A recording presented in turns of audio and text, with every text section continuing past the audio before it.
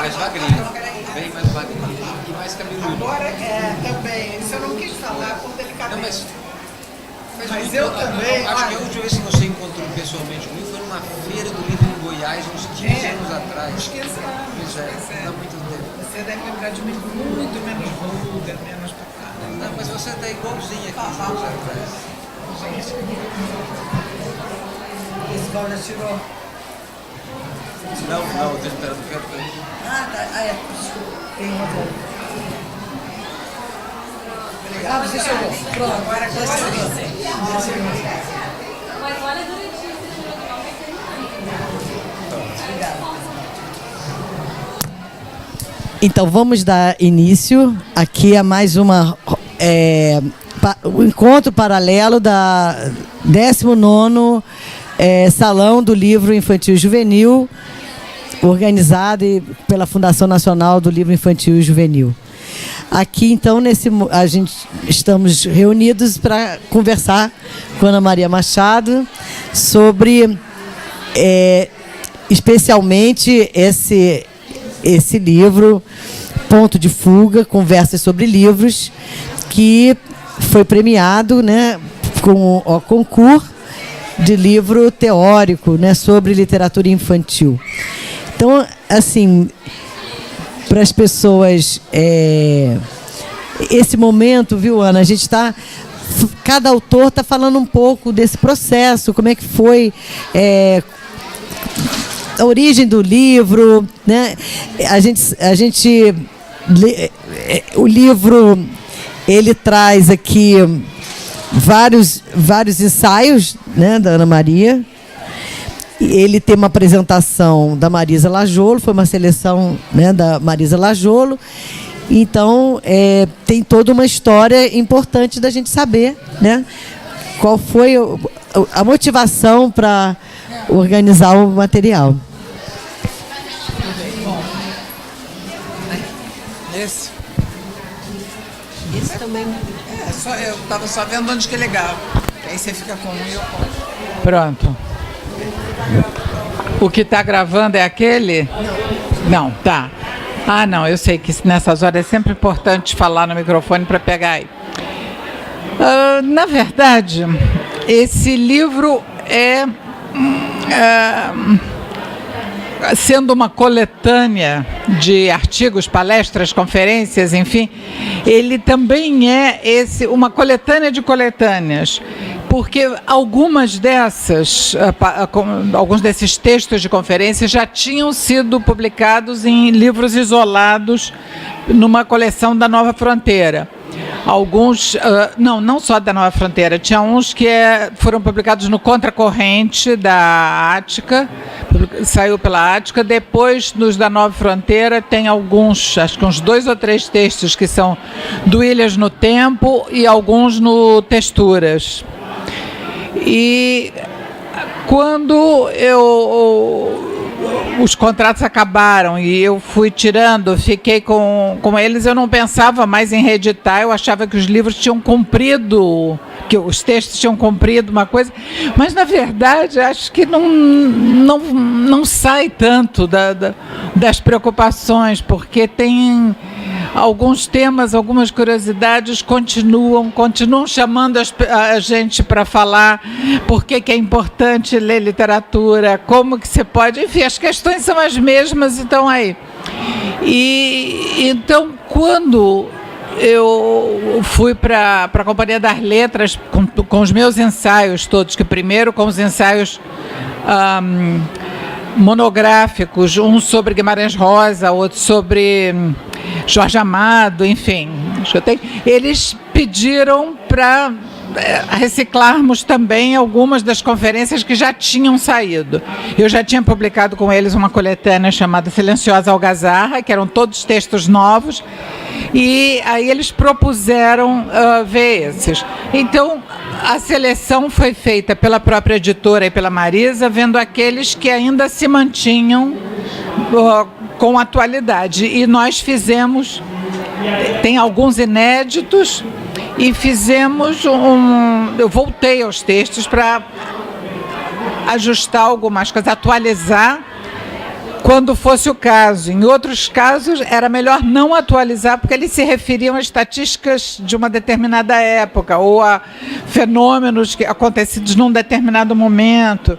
Por exemplo, o início da expansão das bibliotecas nos municípios, que foi uma coisa dos anos 90.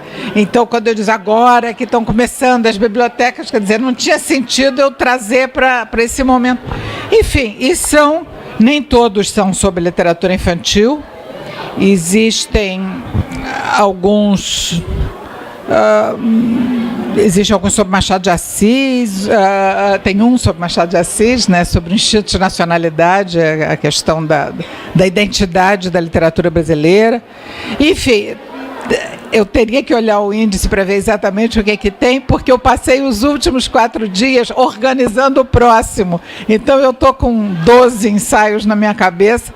Eu comecei a falar assim, eu digo, não, acho que esse outro vai ser no seguinte. Mas aqui... Mas tem, lá e cá, algumas notas sobre a nacionalidade na literatura brasileira, sobre Machado de Assis. Pelas frestas e brechas, a importância da literatura infanto-juvenil brasileira, também é um estudo mais alentado de uma conferência que eu fiz na Academia Brasileira de Letras sobre a nossa literatura infantil, mas há outros que não são.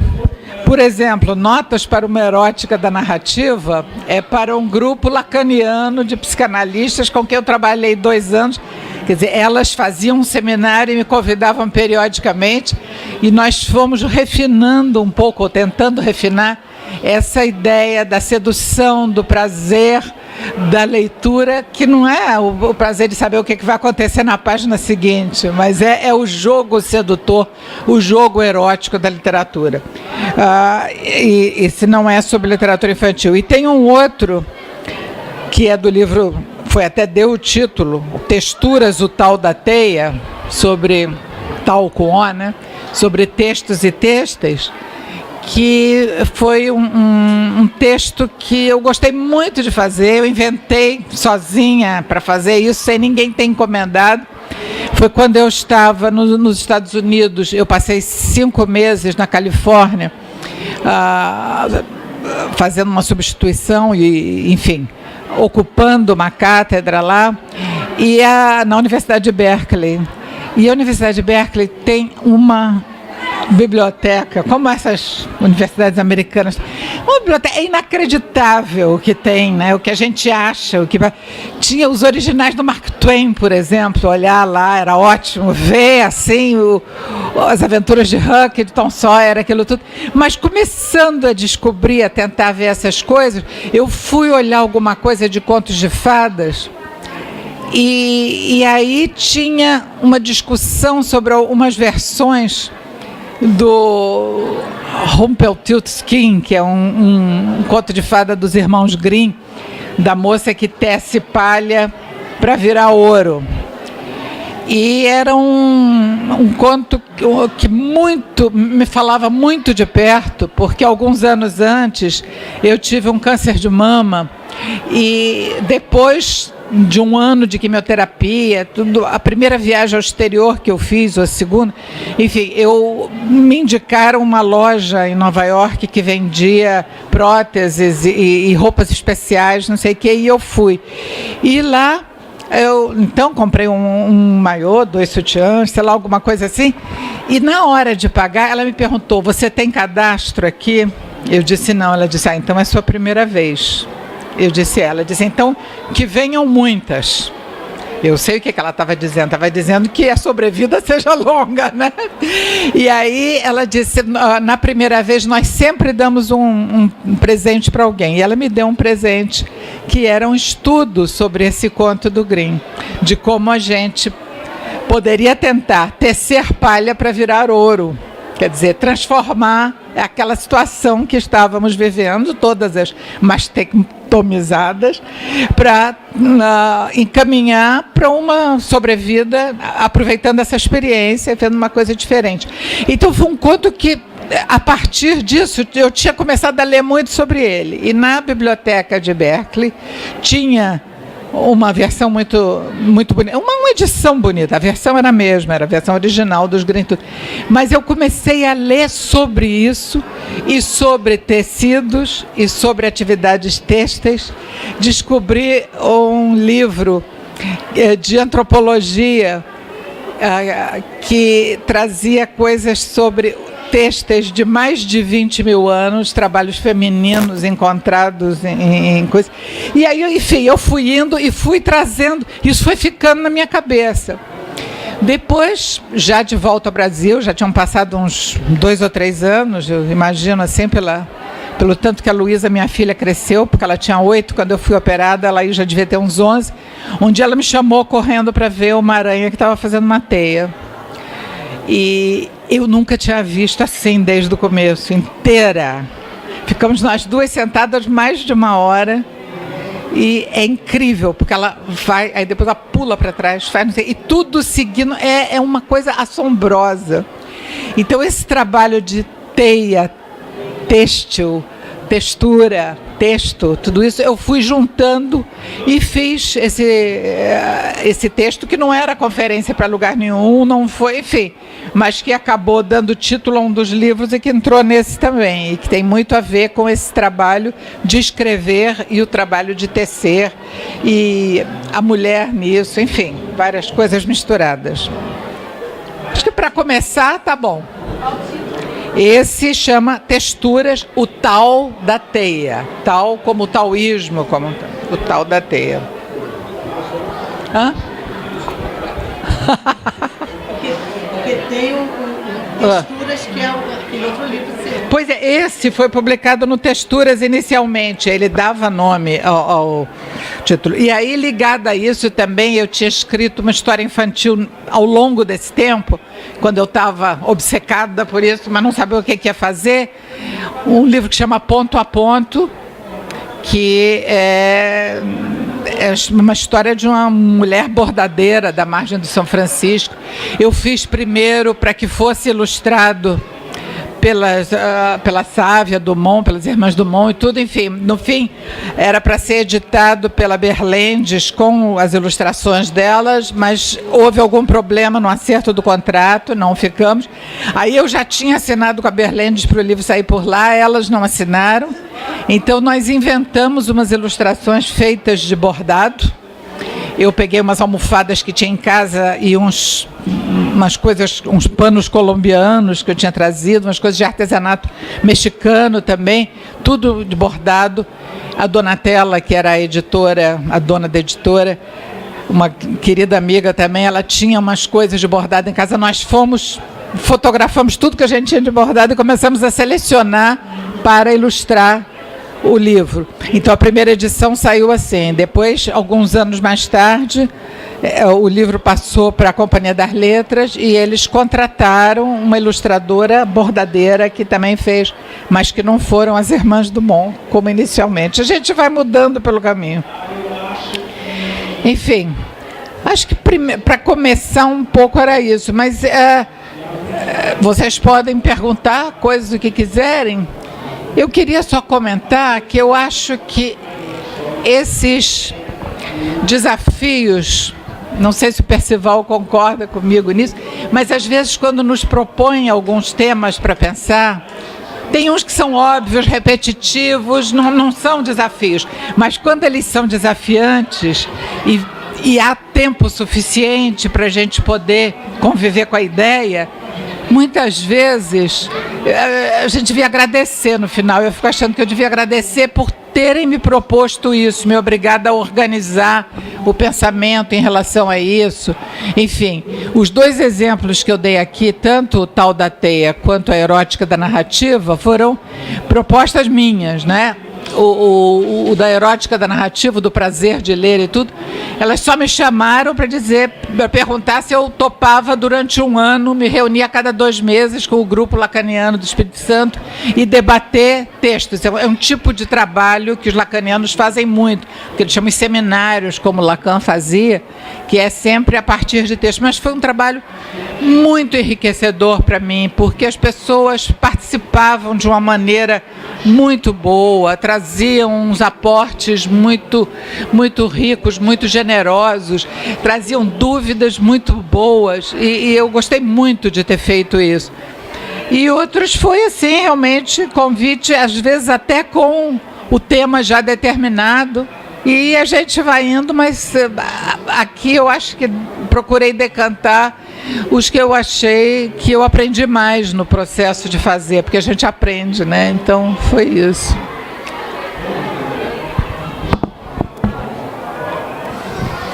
Bom, já que você está pedindo para perguntar, eu vou aproveitar a oportunidade, que não é sempre que a gente tem, não é? A primeira é óbvia, mas é para meu deleite. Eu queria que você falasse desse título extraordinário que é Silenciosa Algazarra. Foi invenção sua mesmo? Deve ser, é um título extraordinário. A segunda é mais difícil e que me toca muito. Eu queria que você dissesse para a gente sobre o difícil de ler. Não sobre o gostoso, sobre o prazer, mas que refletisse um pouco sobre o difícil de ler e a importância que tem essa ideia na formação do leitor. Bom, o primeiro, Silenciosa Algazarra, foi um título que, quando eu percebi que podia ser um título, eu tive essa sensação, puxa, é mesmo, que bom, como que eu não tinha pensado nisso antes? Ele parte de uma metáfora que eu uso no texto em questão lá, quando eu falo que os livros têm tanta coisa para nos dizer, são tantas vozes variadas, e se eles ficam paradinhos na estante, todas essas vozes estão silentes, né? Estão inúteis de alguma maneira, estão latentes, estão potenciais, mas não se ouvem. E então essa ideia foi que me trouxe a sensação do Silenciosa Algazarra, todos os livros falando ao mesmo tempo, mas em silêncio, e a gente vai escolher a ordem e como que fica. Posso dizer como é que eu li? O curioso é assim, eu não tenho dúvida que a melhor forma de ler é em silêncio.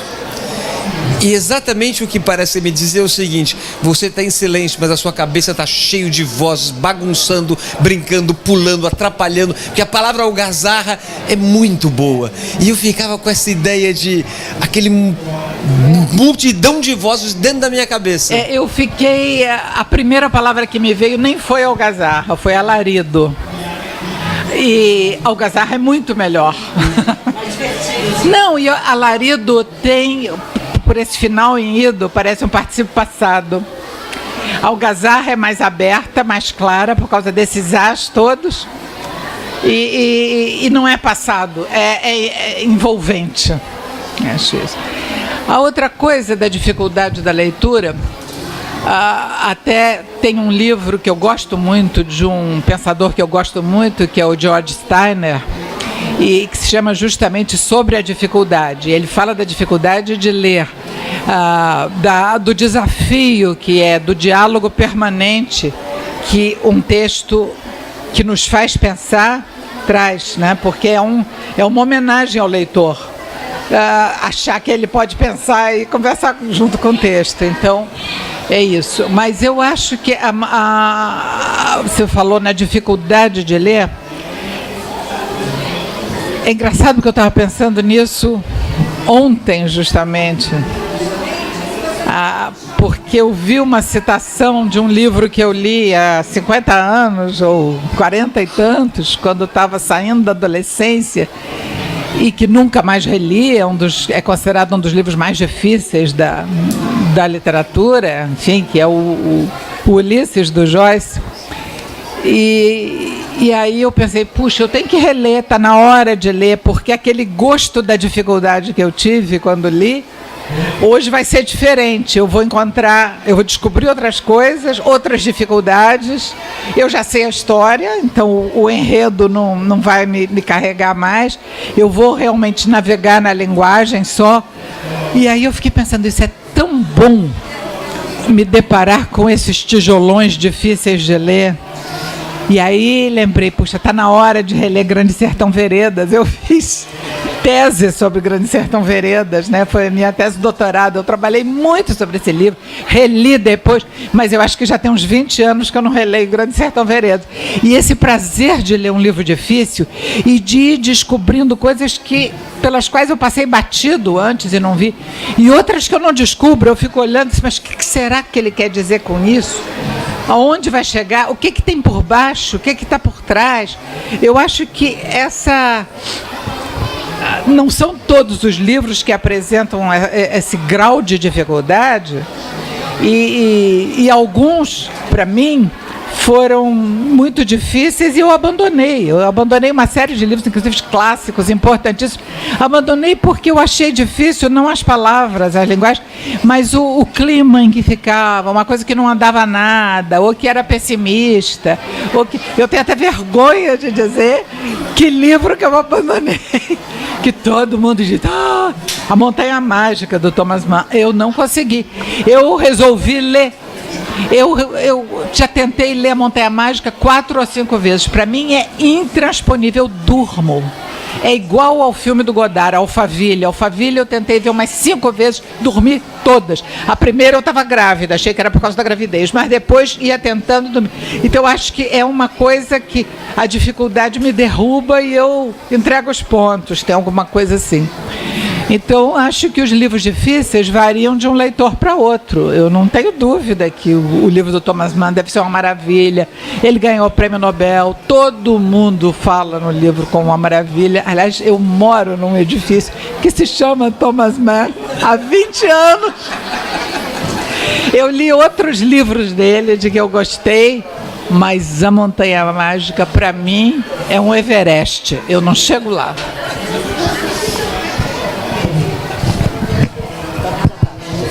Ana Maria, meu nome é Eula Cabral, eu trabalho no setor de políticas culturais da Casa de Rui Barbosa e eu fico pensando, por exemplo, tem muita... Hoje, com esse negócio de videogame e YouTube, é difícil seduzir a criança, mas você é uma autora que as crianças amam de paixão, né? Todas as crianças querem ler os seus livros, querem te conhecer e querem descobrir também como escrever igual a você. Então, minha pergunta é, qual é o segredo para seduzir o pequeno leitor e o futuro escritor?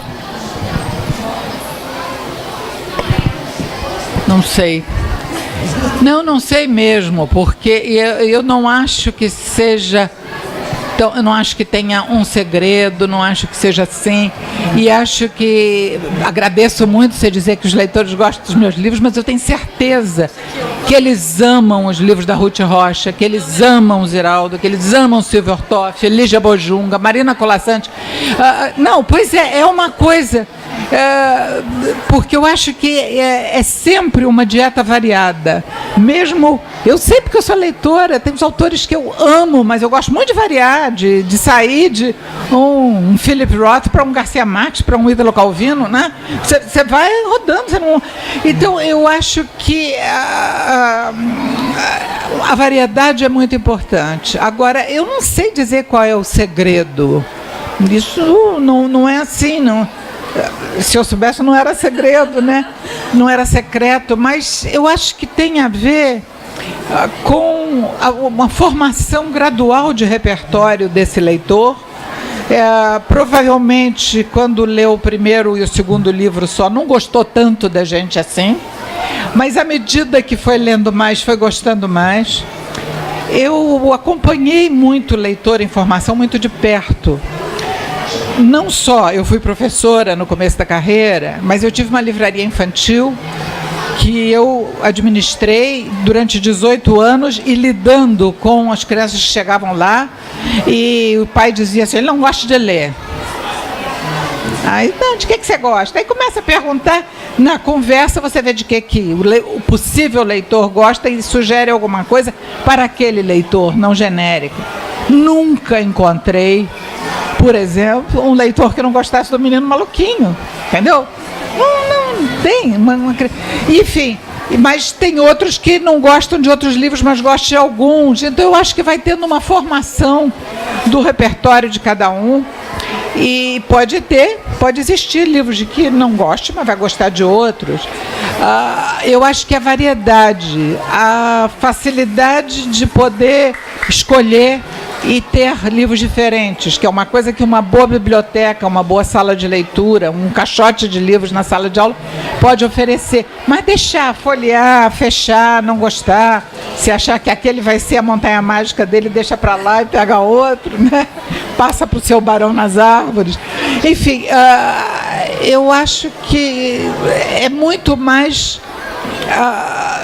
está muito mais na maneira como o leitor e o livro se aproximam do que num segredo do escritor para chegar lá.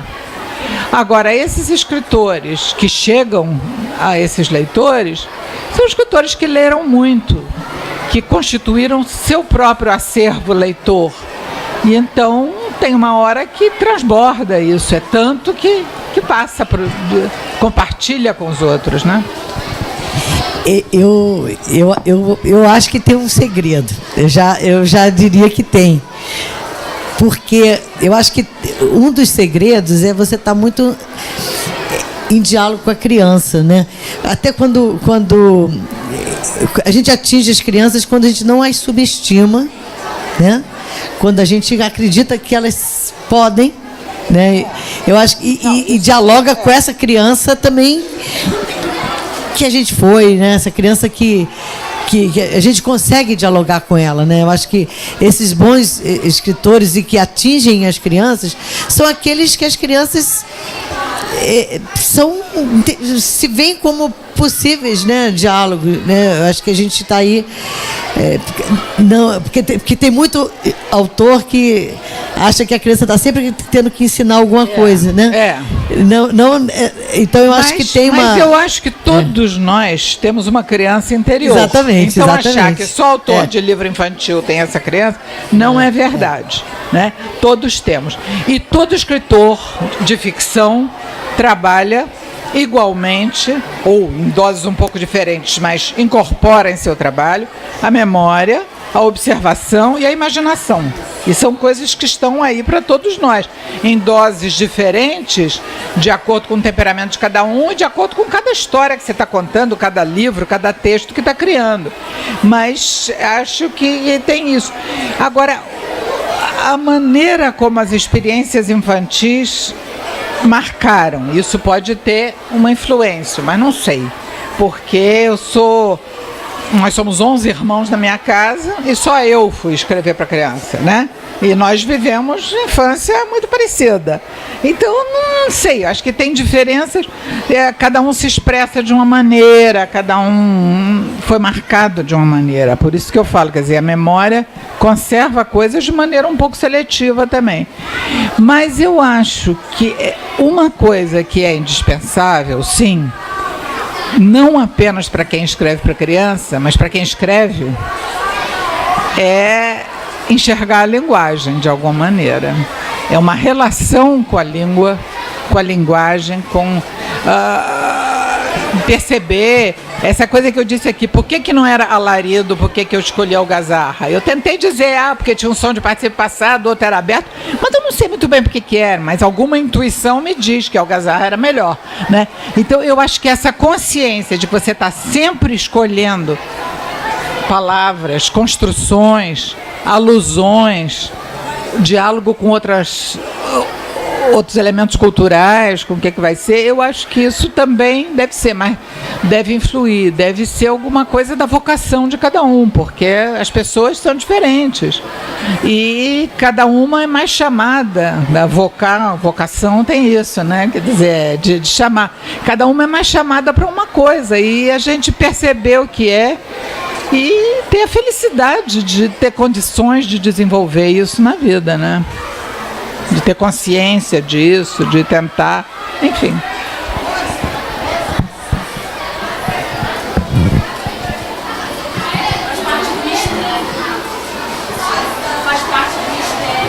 Faz parte do mistério. Não, existe sempre um mistério, não só em toda a criação, mas em toda pessoa, né? Cada um de nós tem seus segredos, seus mistérios, suas zonas de sombra. E acho que, muitas vezes, um artista, seja qual for, quer dizer, um criador, pode ser com palavras, com música, com desenho, com dança, o próprio corpo, com o que seja, tem na sua sensibilidade, talvez as coisas lhe doam mais, também a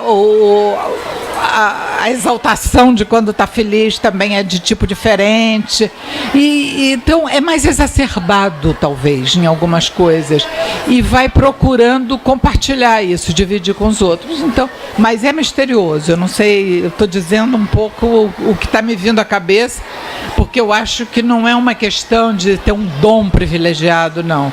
Eu acho que são chamados diferentes, capacidades diferentes de cada um. Do atleta que faz um gol, ou que faz um drible, mais ainda que um gol, né? Mas, enfim, eu acho que são diferentes todos.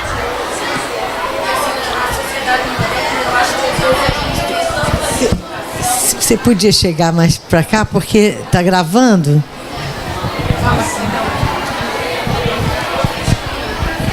É que eu acho que na sociedade moderna a gente tem tanta essa limitação e essa formatação em caixas. Nas nossas crianças, eu sou professora Mariane da Escola Mato Grosso do Irajá, e em Caxias também, onde eu dou aula, quase lá no interior, depois de Campos Elíseos, 99% dos meninos querem ser jogador de futebol. Quando a gente faz aquele trabalho do que você quer ser quando crescer, eu falei, gente, ninguém quer ser sapateiro, sorveteiro, pipoqueiro, costureira, né, do lar, né, o professora, médico, engenheira, advogada. Por que todo mundo quer ser jogador de futebol entre os meninos, e entre as meninas às vezes a falta de perspectiva é maior ainda? Esse contato com o mistério, o silêncio, né, que esse colega falou, da leitura, da introspecção, de você estar num momento... Está tão difícil na modernidade, que é o celular que chama, o WhatsApp, as redes sociais, que às vezes a gente começa a ler vários livros ao mesmo tempo, fica com aquela pilha assim, porque já chega um novo e ainda não acabou o primeiro. Para mim, particularmente, é bem difícil como professora e tentando ser criadora, estimuladora da criatividade das crianças, essa algazarra interna e externa competindo, quando eu tento nos meus momentos silenciar para poder ler e criar, né? A leitura que eu faço e a criação que eu quero ter em cima dessa minha leitura. Tá. Eu acho que existe, quer dizer, quando você diz isso de que todos querem ser jogador de futebol, por exemplo, ou todos querem ser artistas da Globo, ou todos querem ser cantores de rock, ou isso é hoje, né? Quando eu era criança, tinha uma marchinha de carnaval que dizia: mamãe, não quero trabalhar de sol a sol, quero ser cantor de rádio ou então jogador de futebol. É a mesma coisa. É a ideia de que isso não dá trabalho e traz fama. Nós estamos numa sociedade em que o consumo é muito valorizado, e inclusive o consumo das pessoas, né? Então, o que parece estabelecer a fama, o mérito, tudo isso, é a capacidade de consumir e de ser visível. Então, de estar usando a roupa da moda, o penteado da moda, o boné no ângulo certinho, aquelas coisas todas. Eu acho que isso é uma questão da nossa sociedade de massa, que está aí, e vai ficar. E a gente vai ter que aprender a viver com isso de maneira crítica e, ao mesmo tempo, aproveitando o que ela possa ter de bom para dar. Entendeu? Acho que a questão não é só da escrita ou da leitura, é uma visão mais completa de uma sociedade que tem que ser olhada criticamente também. Posso falar um poema para você? Um minutinho. Se chama Não Vai Ser Fatal, da Maria Rezende. E ela diz: se a vida te der um presente, aproveita. Ela tem me dado vários. Entre porradas e passos de dança, eu mastigo tudo em movimentos concêntricos. Depois, bebo chá verde para digerir. É manhã de quinta-feira e chuvisca no bairro da Gávea. No Japão, a radiação chega em Tóquio e mergulha a cidade no medo. Mas no meu coração, a esperança sacode fitas coloridas. Meu coração é Olimpíadas e meninas de malha justa em saltos perigosos e belos. A vida é cheia de sortes e de Como é que isso foi acontecer, meu Deus? Tem até breves e adeuses, tardes de susto e noites iluminadas. Ela é boa para mim e eu gosto dela. É para ela que eu rezo toda noite. É para ela que eu peço e agradeço. Porque eu tô viva, porque eu sinto. E se às vezes é dor, às vezes é esperança. Esse bombom alado, cheio de sonho no recheio. Pássaro transparente com a minha alma no bico. Esperança, esperança, eu te quero, eu te recebo. Vem. Vira a força da palavra? O que que é? É isso. Nosso bombom sonho de valsa pra você. Não, mas eu não posso comer açúcar. Isso foi muito mais doce e sem fazer nenhum mal ao meu metabolismo. Muito obrigada. Obrigada. Bom, agora a gente agradece imensamente aqui a presença, mas a Ana Maria Machado vai agora lá para o espaço dos autores.